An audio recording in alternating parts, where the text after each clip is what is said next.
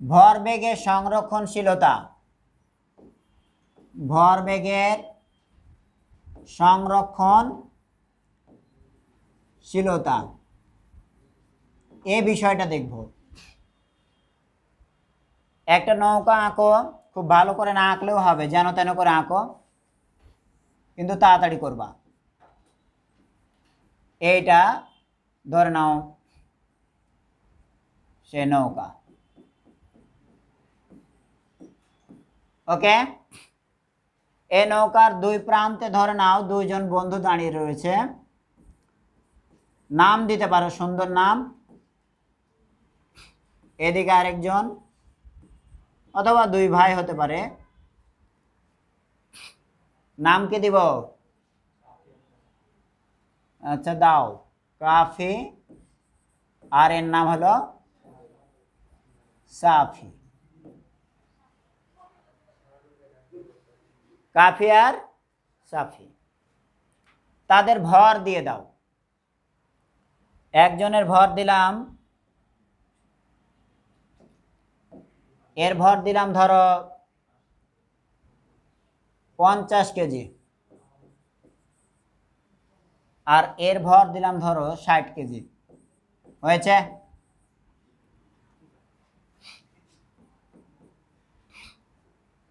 নৌকার যে বডি, এটাকে সাধারণত গলুই বলে। নৌকার বডিকে কি নামে ডাকে?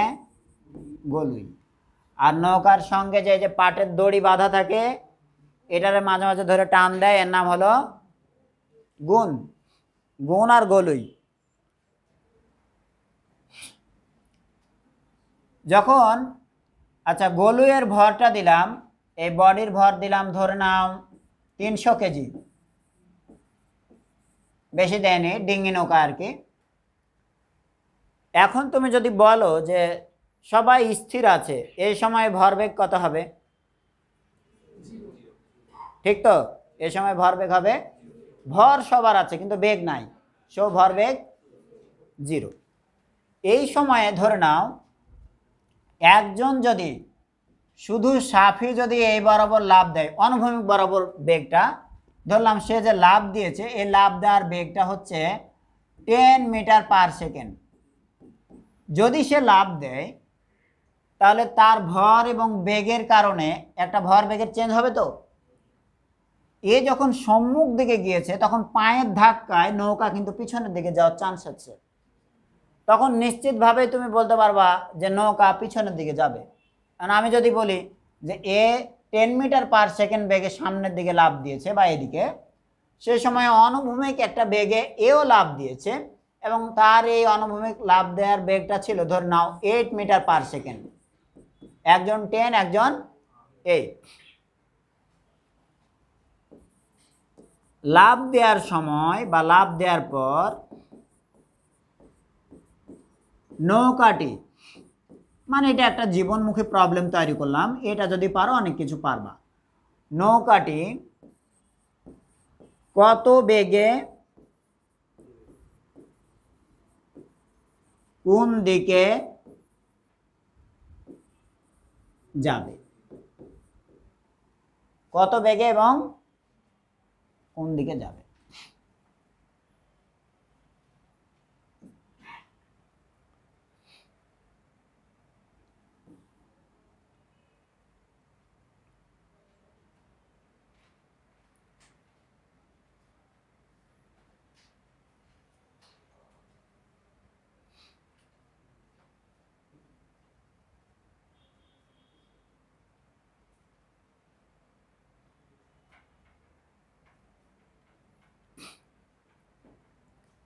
তাহলে এখানে আমরা কি করতে পারি? সংঘর্ষের পূর্বের মোট ভরবেগ কত করে দেব? 0। তাহলে সংঘর্ষের পূর্বে মোট ভরবেগ যদি 0 হয়, আর সংঘর্ষের পরের ব্যাপারটা এবার দেখো। সংঘর্ষের পরে ভরবেগ, একজন ব্যক্তি সাফিরটাকে যদি পজিটিভ ধরে নিই, তাহলে সাফির ক্ষেত্রে 60 × 10, তাই না? প্লাস আরেকজনের ভরবেগ কত? 50 × -8। ঠিক লিখেছি কিনা? আরে তুমি এটারেও পজিটিভ ধরতে পারো, কোনো অসুবিধা নাই, আমি ধরেছি এটারে। প্লাস আরেকটা বডি আছে কিন্তু, কে? তাহলে 300, আর তার বেগ কত হবে এটা আমি জানি না, সেটাকে কত ধরে নিলাম? ভি। তাহলে আলটিমেটলি এটা 600 থেকে 5 × 8 = 40, 400 বাদ দিলাম, কত থাকলো? 200। তাহলে 300 ভি ইজ টু কত পাইলাম? -200। ঠিক না? ঠিক নাই? আরে 300 ভি এদিকে রেখে দিলাম, আর এই +200 এদিকে নিয়ে গেলাম। তাহলে 3 ভি ইজ টু কত? -2। 2 কে 3 ভাগ করলে কত পাওয়া যায় তোমাদের দিকে? 0.67। তাহলে ভি ইজ টু পাওয়া গেল -0.67। যেহেতু এখানে মাইনাস সাইন পেয়েছো বেগ, ওইখানে মাইনাস যেটারে ধরেছিল ওই দিকে যাবে নৌকাটা।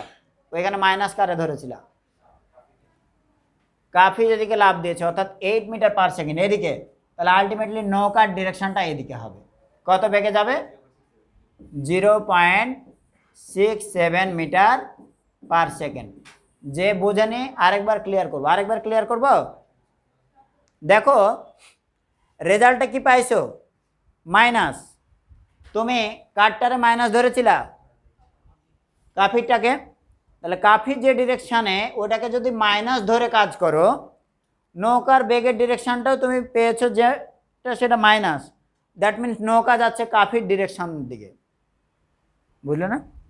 যদি কাফির ওটাকে প্লাস ধরে কাজ করতা, তাহলে রেজাল্ট এখানে কি পাইতা? প্লাস। ওকে, আর একটা দিয়ে তোমাদের ছেড়ে দিই। বন্দুক হতে গুলি নিক্ষেপ।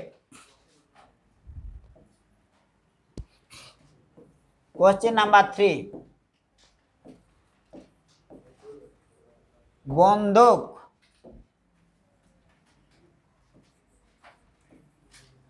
হতে গুলি নিক্ষেপ।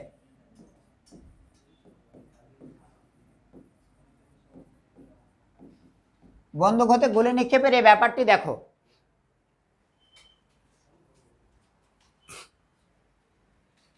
এটাকে কিন্তু বলা হয় রিকয়েলিং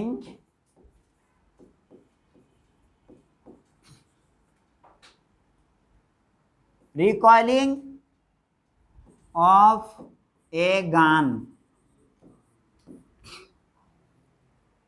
বন্দুক থেকে গুলি ছুড়লে এ বন্দুক পিছনের দিকে ধাক্কা দেয়, দেয় কি না? কয়জন দেখছো? তাহলে ও দেখছে, ও দেখছে, ও দেখছে। ওরা নিশ্চয় হচ্ছে বিভিন্ন মেলাতে গিয়ে বেলুন শ্যুট করছে নাকি? তাহলে মেলাতে গিয়ে বেলুন শ্যুট করেছে এরা। আর নাহিয়ান বাড়িতে দেখছো? কোথায়? ওগুলো দেখছো? আচ্ছা, তাহলে এই যে পিছনের দিকে যে ধাক্কা দেয়, এটাকে কিন্তু ম্যানেজ করার জন্য তোমার তো একটা ইফোর্ট থাকতে হবে। কতটুকু বেগে ধাক্কা দিবে? ছোট একটা বাবু, তারে বড় বন্দুক দিছ, ও হয়তো কোনোভাবে ট্রিগার চাপতে পারলো, কিন্তু প্রতিক্রিয়া বল যেটা তৈরি হবে সেটা ও থামতে পারবে না। ও তখন কোথায় পড়বে? পিছনে। গুলি সামনে, ও কোন দিকে? বুঝলা? তো এই জিনিসটারে আমরা একটু পড়বো। শোনো, একটা বন্দুক আঁকো। বন্দুক সবসময়ের জন্য একই রকম হবে তা না। খলনায়কের বন্দুক একরকম, নায়কের বন্দুক একরকম। তুমি একটা এঁকে ফেলো।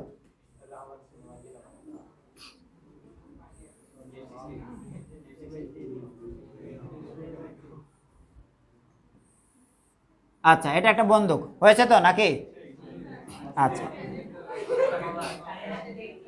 বিশ্বাস না হলে আমরা এটাকে হচ্ছে লিখে দেব পাশে যে এটা একটা বন্দুক। খেয়াল করো,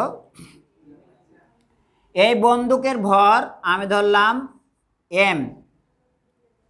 বন্দুকের ভর ধরলাম এম। এর মধ্যে থেকে একটা বুলেট ছুটে গিয়েছে, তো সে বুলেট ভিতরে দিলে তো আর তুমি দেখতে পাবো না ভাই। তাহলে বুলেট যখন যাচ্ছে, এই বুলেটকে আমরা বুলেটের ভর একটা দিয়ে দাও। বুলেটের ভর কত দিবা?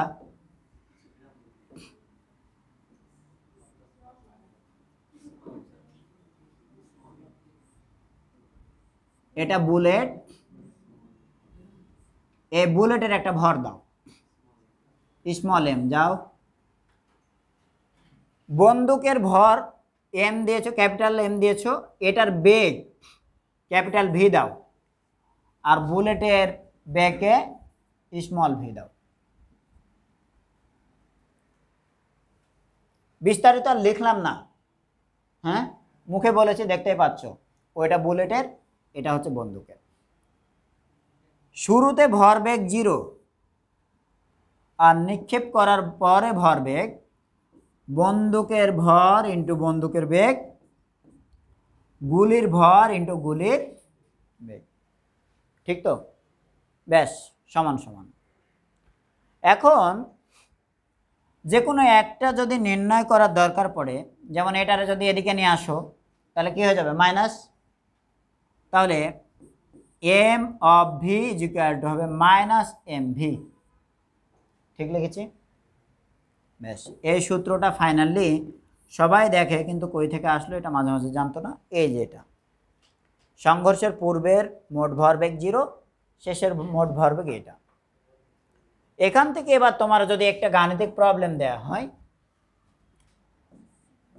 5 কেজি ভরের বন্দুক হতে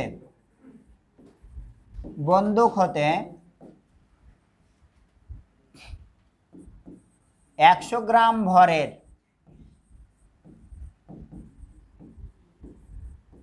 একটি বুলেট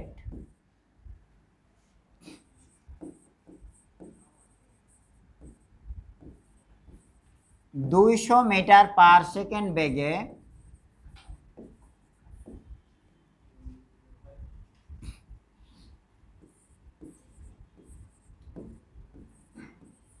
বের হলে বন্দুকের বেগ কত হবে?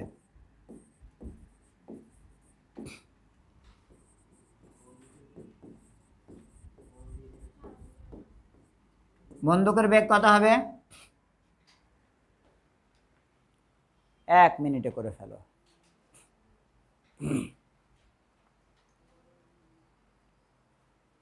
রিয়ানা, হয়ে গেছে নাকি? মন খারাপ?